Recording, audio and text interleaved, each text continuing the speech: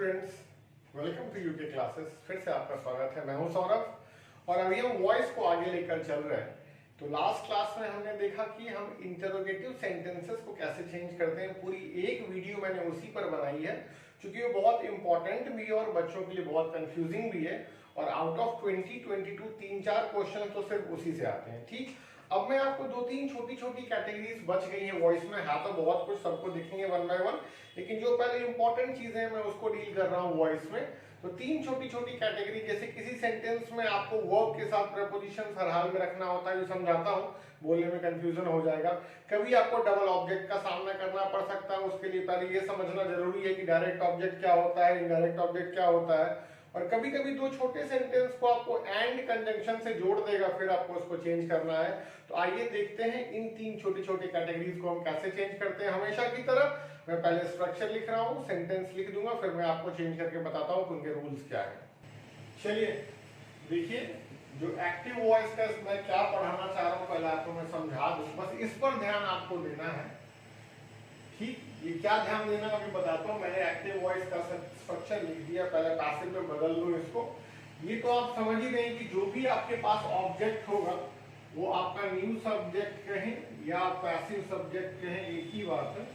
तो पहले passive subject में बदल जाएगा, इसके बाद आप लिखेंगे पहले हेल्पिंग वर्ब को। थोड़ा पेशेंस रखिएगा।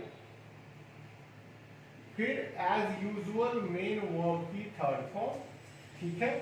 और ये ध्यान रखिएगा, ये प्रीपोजिशन बिल्कुल कॉन्टिन्यूड होगा, इस बात का बहुत ध्यान रखिएगा।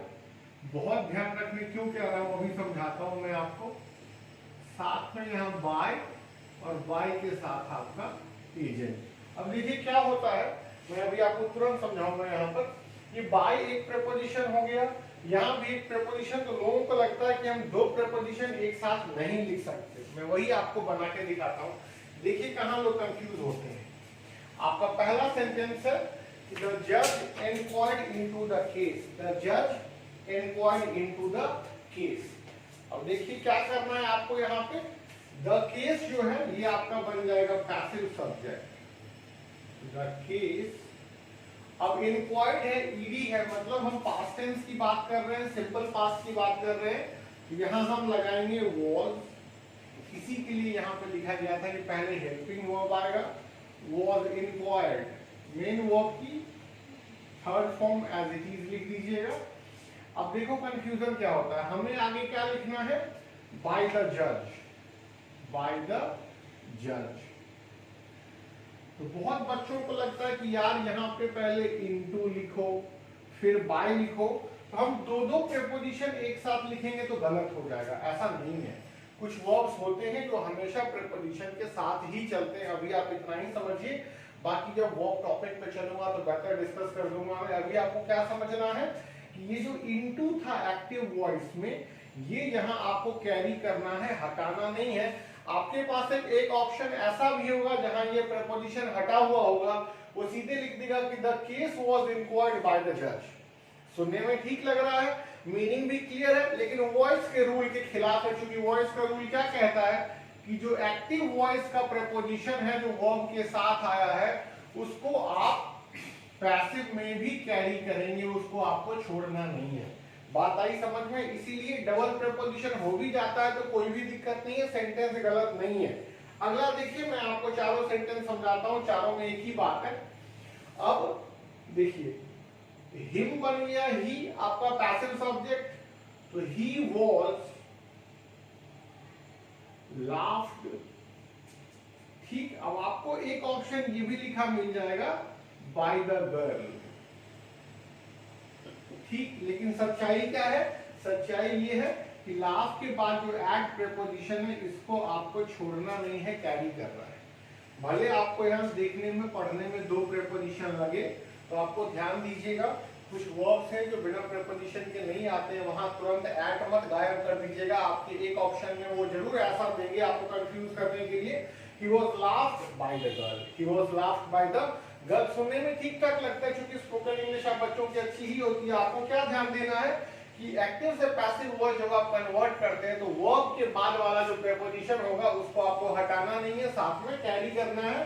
ठीक, तो he was laughed at by the girl, he was laughed at by the girl. ठीक, चलिए तीसरा सेंटेंस देखिए, her father is looking after her. तो हर यहाँ पैसिव सब्जेक्ट बन जाएगा, she is, ing है तो being, she is being looked after, she is being looked, और ये look के बाद वाला preposition आपको लिखना है, she is being looked after by her father, by her father. बात आई समझ में? क्या ध्यान देना है इस सेंटेंस में? दो बातें ध्यान देनी है, पहला तो ing है तो बिना being के काम नहीं चलेगा, और दूसरा look वर्ब का जो ये प्रपोजिशन है आफ्टर, ये आपको जरूर लिखना है और इसके बाद by लिखा जाएगा। ठीक, बस दिक्कत कहाँ आती है कि लोग आफ्टर और बाय मतलब दो प्रीपोजिशन एक साथ लिखने लगता है, नहीं है डबल प्रीपोजिशन तो कभी पढ़ा नहीं है, सही नहीं है, ऐसा नहीं है, वॉइस के रूल में बिल्कुल सही है। ठीक, चलिए एक आखिरी सेंटेंस देखते हैं, ही अराइव्ड एट द कंक्लूजन। जरा कंक्लूजन को पहले पैसिव सब्जेक्ट बना ले, द कंक्लूजन, अराइव्ड है मतलब सिंपल पास्ट टेंस है तो वॉज लगा लीजिएगा, द कंक्लूजन वॉज अराइव्ड। अब इसका जो भी प्रीपोजिशन है पहले उसको लिखिए, अराइव्ड एट किसके, ही, तो by him, ate by him. ठीक, हर सेंटेंस में आपको दोहरा रहा हूं, ये दोनों प्रीपोजिशन एक साथ बिल्कुल आ सकते हैं, आपको कंफ्यूज नहीं होना है डबल प्रीपोजिशन से। बात आ गई समझ में? स्ट्रक्चर को समझने की कोशिश करिए। एग्जांपल मैंने आपको समझा ही दिया कि अगर एक्टिव वॉइस में वर्ब के बाद प्रीपोजिशन गिवन है, ध्यान दीजिएगा, अगर एक्टिव वॉइस में वर्ब के बाद प्रीपोजिशन गिवन है तो आप पैसिव वॉइस में भी इसके वर्ब को थर्ड फॉर्म में डालकर इसका प्रीपोजिशन जरूर लिखेंगे। इस बात से कोई फर्क नहीं पड़ता कि पैसिव वॉइस में हमेशा एक प्रीपोजिशन बाय मौजूद होता है। बात आ गई समझ में? एक्टिव वॉइस में अगर वर्ब के बाद प्रीपोजिशन है तो वो प्रीपोजिशन कैरी फॉरवर्ड किया जाएगा पैसिव वॉइस में। डन, एक कैटेगरी ये थी। अब नेक्स्ट कैटेगरी पर चलते हैं। चलिए एक स्ट्रक्चर लिखा है मैंने एक्टिव वॉइस का और दो सेंटेंसेस लिखे एग्जांपल के लिए जिनको मैं चेंज करके दिखाऊंगा। जरा पहले स्ट्रक्चर पे ध्यान देते हैं। सब्जेक्ट प्लस वर्ब, जो देखने और समझने वाली बात है वो ये इनडायरेक्ट ऑब्जेक्ट और डायरेक्ट ऑब्जेक्ट। देखिए अभी तक जितने भी सेंटेंसेस हम लोगों ने एक्टिव से पैसिव में चेंज किए, वहां क्या था, एक ऑब्जेक्ट हुआ करता था, हमारे लिए बहुत आसान था उसको पैसिव सब्जेक्ट बना देना। अभी क्या है कि अभी एक ही सेंटेंस में दो दो ऑब्जेक्ट हैं, तो दिमाग में बात आती है किस ऑब्जेक्ट को हम पैसिव सब्जेक्ट बनाएं और किसको छोड़ें। ठीक, तो इसके लिए दो बातें समझनी होगी। पहले तो मैं आपको ये समझा दूं कि डायरेक्ट ऑब्जेक्ट क्या होता है और इनडायरेक्ट ऑब्जेक्ट क्या होता है। इस बात का ध्यान रखिएगा, ऑब्जेक्ट दो तरह के होते हैं। एक होता है आपका डायरेक्ट ऑब्जेक्ट, जैसा आपको स्ट्रक्चर में लिख दिया है मैंने। दूसरा होता है आपका इनडायरेक्ट ऑब्जेक्ट। ठीक है, अब जो डायरेक्ट ऑब्जेक्ट है आपका, ये जितने बेसिकली नॉन लिविंग थिंग की बात चलेगी, जितने नॉन लिविंग थिंग्स होते हैं ये सारे के सारे आपके डायरेक्ट ऑब्जेक्ट हैं। जैसे पेन हो गया, बुक हो गया, टेबल हो गया। ठीक, ये सब क्या है, ये सारे के सारे डायरेक्ट ऑब्जेक्ट है। और जब आप लिविंग बीइंग्स की बात करेंगे, जब आप लिविंग बीइंग्स की बात करेंगे ना, मी हो गया, हर हो गया, है ना, ये सब क्या हो गया, ये इनडायरेक्ट ऑब्जेक्ट हो गए। ठीक, अब देखो क्या है कि आपके पास एक ही सेंटेंस में एक डायरेक्ट ऑब्जेक्ट है, एक इनडायरेक्ट ऑब्जेक्ट है। तो आप किसी से भी अगर आपको सॉल्व करना हो, आपको वहां क्या करना है, ऑप्शंस गिवन होंगे। यही समस्या कभी कभी हो जाती है। तो अगर आपको प्रॉपर सॉल्व करना हो तो उसको आप किसी से बना दीजिए। आपका दिल करे आप डायरेक्ट ऑब्जेक्ट को बना लो पैसिव सब्जेक्ट, कोई फर्क नहीं पड़ता है। आपका दिल करे इनडायरेक्ट को बना लो पैसिव सब्जेक्ट, कोई फर्क नहीं पड़ता है। लेकिन एक क्वेश्चन जरा समझिएगा मेरा कि अगर आपके क्वेश्चन में चार ऑप्शन है, चार ऑप्शन में एक में डायरेक्ट को बना दिया पैसिव सब्जेक्ट, वो भी करेक्ट है, और दूसरे में इनडायरेक्ट को बना दिया पैसिव सब्जेक्ट, वो भी करेक्ट है, तब हम क्या करेंगे। तो वही आपको ये समझना पड़ेगा कि डायरेक्ट ऑब्जेक्ट और इनडायरेक्ट ऑब्जेक्ट में ऑब्वियस सी बात है कि जो नॉन लिविंग है ये लिविंग से कम इंपॉर्टेंट है। क्या बोला मैंने? जो नॉन लिविंग है वो लिविंग से कम इंपॉर्टेंट है। और वॉइस क्या होता है? एक्टिव आपको सब्जेक्ट का इंपॉर्टेंस बताता है, पैसिव आपको वर्क का इंपॉर्टेंस बताता है। तो ये सारा इंपॉर्टेंस की कहानी है। तो आपको क्या ध्यान रखना है कि अगर एक क्वेश्चन के 4 ऑप्शन में एक पैसिव वॉइस डायरेक्ट ऑब्जेक्ट से बनाया गया हो, दूसरा इनडायरेक्ट ऑब्जेक्ट से बनाया गया हो, तो करेक्ट वो होगा जहां इनडायरेक्ट को पैसिव सब्जेक्ट बनाया जाएगा। मैं आपको एग्जांपल में सॉल्व करके दिखाता हूं, तब आपको बेहतर समझ में आएगा। देखिएगा, और सेंटेंस कहता है the teacher taught her English. अब देखो, एक ऑब्जेक्ट ये है, एक ऑब्जेक्ट इंग्लिश है। तो इंग्लिश क्या हो गया? आपका डायरेक्ट ऑब्जेक्ट हो गया, और हर क्या हो गया? आपका इनडायरेक्ट ऑब्जेक्ट हो गया। ठीक, तो पहले मैं आपको हर से बना के दिखाता हूं। तो हर क्या हो जाएगा? यहां पर आके शी में बदल जाएगा। टॉट है मतलब पास्ट टेंस है, तो वॉज लगा लीजिए, तो शी वॉज टॉट। अब क्या पढ़ाया जा रहा है भाई? इंग्लिश। ठीक, bye the teacher, bye the teacher. एक कन्वर्जन ये हो गया।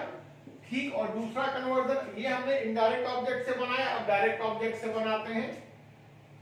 English was taught, English was taught. To लिख के मैं ब्रैकेट में डाल देता हूं, ध्यान रखिएगा। यहां क्या है कि आप जब दो ऑब्जेक्ट वाले सेंटेंस को कन्वर्ट करेंगे तो टू और फॉर कभी कभी लिखा भी मिलेगा, कभी कभी साइलेंट भी मिलेगा, इसलिए मैंने ब्रैकेट में डाल दिया। ये समझ लिया जाता है कि वहां टू और फॉर यूज्ड है। English was taught to her by the teacher. बात आई समझ में? ये जो दोनों कन्वर्जन है, ये दोनों कन्वर्जन करेक्ट है। आप इनडायरेक्ट ऑब्जेक्ट को भी पैसिव सब्जेक्ट बना सकते हैं, आप डायरेक्ट ऑब्जेक्ट को भी पैसिव सब्जेक्ट बना सकते हैं। तो मैंने आपसे क्या बोला कि मान लीजिए 4 ऑप्शन थे, 4 ऑप्शन में एक ये भी हो, एक ये भी गिवन हो, तो गलत और सही में फर्क करना आसान है, लेकिन दो सही में फर्क करना मुश्किल है। जिसके लिए मैंने आपको क्या समझाया कि इनडायरेक्ट ऑब्जेक्ट लिविंग बीइंग होता है, जिसका इंपॉर्टेंस डायरेक्ट से ज्यादा होता है। अगर ये दोनों ही ऑप्शन में गिवन होंगे तो जिस सेंटेंस में इनडायरेक्ट ऑब्जेक्ट को पैसिव सब्जेक्ट बनाया गया होगा वो करेक्ट आंसर होगा। बात आई समझ में? ठीक, आपको कंफ्यूज बिल्कुल भी नहीं होना है। यहाँ पर ध्यान रखिएगा कि living beings are always way more important than non living things. ठीक, तो आपको क्या करना है? वैसे तो मान लीजिए दोनों में से कोई भी एक गिवन है तो वो करेक्ट है, लेकिन अगर 4 ऑप्शन में 2 आपको ऐसे दे दे कि एक में इनडायरेक्ट को पैसिव बना दिया, दूसरे में डायरेक्ट को पैसिव बना दिया, तो आप हमेशा टिक करेंगे, इनसर्कल करेंगे किसको? जहां पे इनडायरेक्ट ऑब्जेक्ट को पैसिव सब्जेक्ट बना रखा होगा। ठीक, एक और एग्जांपल देता हूं और समझाने की कोशिश करता हूं।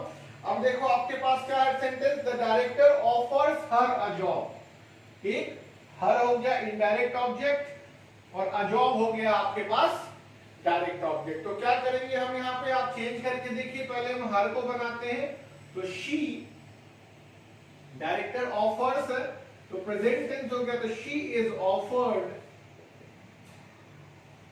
a job। किसके द्वारा भाई? तो by the director, by the director. ये भी करेक्ट है। और दूसरे में हम क्या करेंगे कि जो हमारा डायरेक्ट ऑब्जेक्ट है उसको उठा लेंगे। a job is offered। ठीक, फिर से ब्रैकेट में 2 लिख रहा हूं। इस बात को ध्यान रखिएगा कि अंडरस्टूड होता है कि 2 और 4 है, यहाँ पे साइलेंट भी हो सकता है, कहीं कहीं दिया भी गया होगा। A job is offered to her by the director। दोनों ही पैसिव वॉइस करेक्ट है। ठीक, दोनों में से भी कोई एक होगा तो वो करेक्ट है, लेकिन मुद्दा क्या है कि अगर ऑप्शंस में कंफ्यूज करने के लिए एसएससी वाले या जो भी बोर्ड आपका एग्जाम ले रहा होगा, अगर वो दोनों को दे दे, लिविंग बीइंग वाले को भी और नॉन लिविंग की कैटेगरी में ये सब आते हैं इनको भी, तब आपको क्या करना है कि जिस सेंटेंस में, जिस ऑप्शन में लिविंग बीइंग मतलब इनडायरेक्ट ऑब्जेक्ट को पैसिव सब्जेक्ट बनाया होगा वो आपका करेक्ट ऑप्शन होगा। मैं इसी एग्जांपल पे कुछ सेंटेंसेस और बना के आपको दिखाता हूं, उसी डायरेक्ट और इनडायरेक्ट ऑब्जेक्ट वाले सेंटेंसेस के कुछ एग्जांपल्स और लिए हैं मैंने, इनको भी सॉल्व करके दिखाता हूँ। जितना ज्यादा प्रैक्टिस करिएगा, जितना ज्यादा ध्यान से सुनिएगा, उतना आपका वॉइस बेहतर होगा, जितना वॉइस बेहतर होगा उतने मार्क्स बेहतर होंगे। ठीक, देखिए अब तीसरा सेंटेंस क्या है कि the children told me the truth. एक ऑब्जेक्ट मी हो गया, दूसरा द ट्रूथ हो गया। ठीक, तो क्या करेंगे, पहले मी वाले को बदलते हैं। कैसे चेंज करेंगे, मी आई में बदल गया, तो I was told the truth. I was told the truth by the children. By the children. ठीक, अब दूसरे में क्या करना है, the truth को हमें उठाना है, तो the truth was told। ये ध्यान रखिएगा, एक्टिव वॉइस में टोल्ड के बाद टू नहीं लगता है, और यहां ब्रैकेट में लिख रहा हूं फॉर द साइलेंट पर्पस या understood purpose. The truth was told to me by the children. बस देखते चलिए, ध्यान देते चलिएगा। मैं हर सेंटेंस में पहले इनडायरेक्ट वाले को आगे रख रहा हूं, है ना। ये आपको ध्यान रहे कि ये ज्यादा इंपॉर्टेंट है और ये ज्यादा करेक्ट माना जाता है कि इनडायरेक्ट ऑब्जेक्ट को आप क्या करें, पहले पैसिव सब्जेक्ट बनाएं। ठीक, अब देखिए, अब आपके पास क्या है अगला सेंटेंस, चौथा sentence, my grandmother told me stories. तो आपके पास फिर से एक ऑब्जेक्ट ये, एक ऑब्जेक्ट ये। अब आइए क्या करेंगे, पहले इनडायरेक्ट वाले की बात। तो I was told stories, I was told stories bye my grandmother। ठीक, I was told stories by my grandmother। अब डायरेक्ट वाले को उठा लीजिए, थोड़ा ध्यान दे के उठाइएगा, क्योंकि I सिंगुलर था लेकिन स्टोरीज प्लूरल है, तो was की जगह अब वर लगा लीजिएगा। Stories were told, silent purpose के लिए फिर से ब्रैकेट डाल रहा हूं, stories were told to me by my grandmother।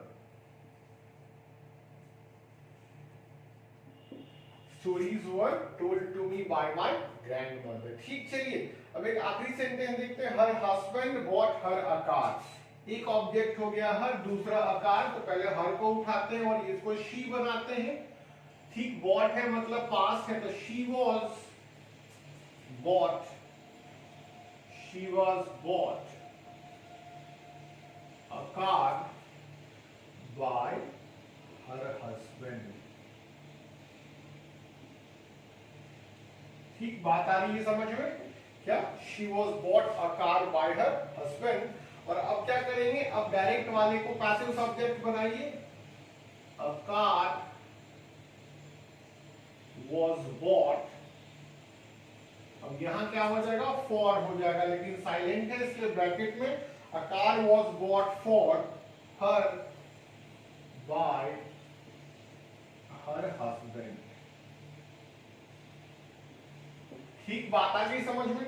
देखिए, जो मैं बार बार आपको कह रहा हूं कि यहाँ टू साइलेंट है, यहाँ टू साइलेंट है, यहाँ फोर साइलेंट है, इसका मतलब कि अगर आपके ऑप्शन में ना दिया हो, अगर आपके ऑप्शन में ना दिए गए हो ये प्रेपोजिशंस, तो भी कोई दिक्कत नहीं है, उसको अंडरस्टूड माना जाएगा। इसलिए ये साइलेंट है, इसलिए डायरेक्ट सेंटेंस में लिखने की बजाय मैंने इनको ब्रैकेट्स में लिखा है। ठीक, ये कुछ और एग्जांपल्स थे जिस सेंटेंस में आपके पास इनडायरेक्ट ऑब्जेक्ट और डायरेक्ट ऑब्जेक्ट दोनों होगा। उनके लिए पेन डाउन करना चाहें या स्क्रीनशॉट लेना चाहें, आपकी मर्जी करिए, फिर आगे बढ़ते हैं। अब देखिए, वॉइस में एक ऐसी भी कैटेगरी आपको मिल सकता है सेंटेंस के अंदर जहां आपके पास दो मेन वर्ब हो, जहां आपके पास दो, बेसिकली ये ना छोटे छोटे अलग अलग सेंटेंसेस होते हैं जिनको ये लोग एंड कंजंक्शन से जोड़ देते हैं। ठीक, तब बच्चों के दिमाग में आता है कि एंड के बाद वाले को पहले पैसिव में लिखें या एंड से पहले वाले को लिखें। तो आपको पहले और बाद से कोई मतलब नहीं है, ध्यान क्या देना है कि जो एक्शन पहले कंप्लीट हो रहा है, एक्शन कंप्लीटेड फर्स्ट,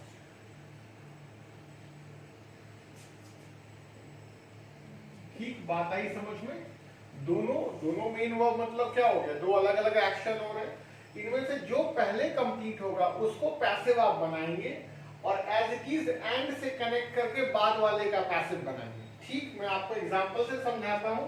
पहला सेंटेंस पढ़िए, the police arrested the terrorist. एक मेन वर्ब हो गया अरेस्ट करना, एक काम हो गया अरेस्ट करना, and sent him to jail, दूसरा हो गया जेल भेजना।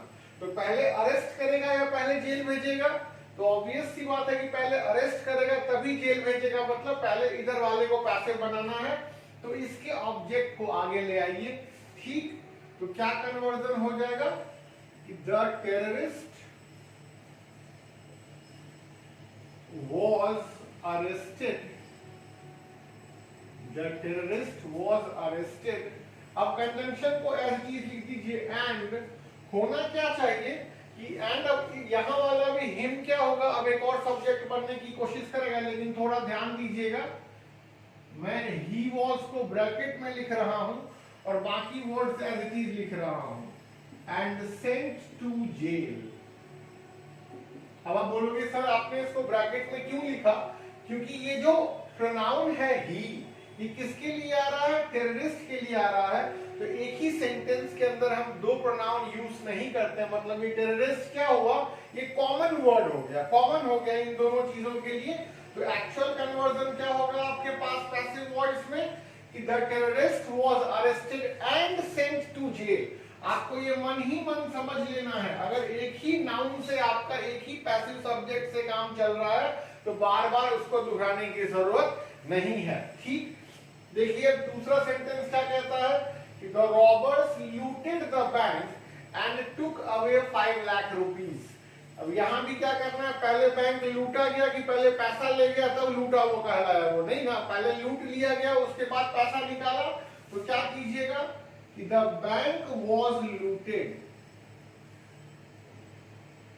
The bank was looted. अब तुरंत कंजंक्शन पुट करिए यहां पे, एंड, और दूसरा क्या है, अब यहां पर तो कॉमन सब्जेक्ट से काम नहीं चलेगा, बैंक अलग कहानी, 5 लाख रुपीस अलग कहानी, तो यहां आपको मेंशन करना पड़ेगा एंड 5 लाख रुपीस। ठीक, अब ये प्लूरल हो गया, to were taken away, were taken away। अब कौन ले गया भाई? देखो ऊपर तो पुलिस था, आप जानते हैं पुलिस पब्लिक इन सब को हम ऑब्जेक्ट नहीं बनाते, एजेंट नहीं बनाते, लेकिन यहां तो रॉबर्ट है तो आपको मेंशन करना पड़ेगा वर टेकन अवे। यहां बाय लिख देता हूं, बाय द रॉबर्ट्स। इसमें दोनों ऑब्जेक्ट भी लिखना पड़ा, दोनों वर्ब भी लिखने पड़े। तो एक बार पढ़ के देख लीजिएगा सेंटेंस क्या कहता है। एक्टिव में आपका सेंटेंस था कि the robbers looted the bank and took away 5 lakh rupees. तो एक्शन कंप्लीटेड फर्स्ट के रूल को आपको ध्यान रखना है कि जो काम पहले खत्म हो गया उसको पहले पैसिव बनाएंगे और एंड से जोड़कर बाद वाले को पैसिव में चेंज करेंगे। पैसिव में दोनों ही बदलेगा, ये ध्यान रखिएगा। तो सेंटेंस बनता है the bank was looted.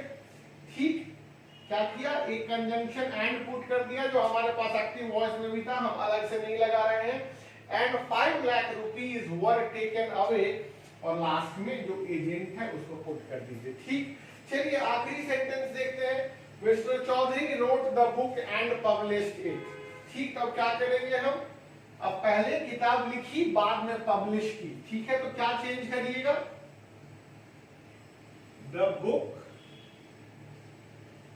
was written, the book was written and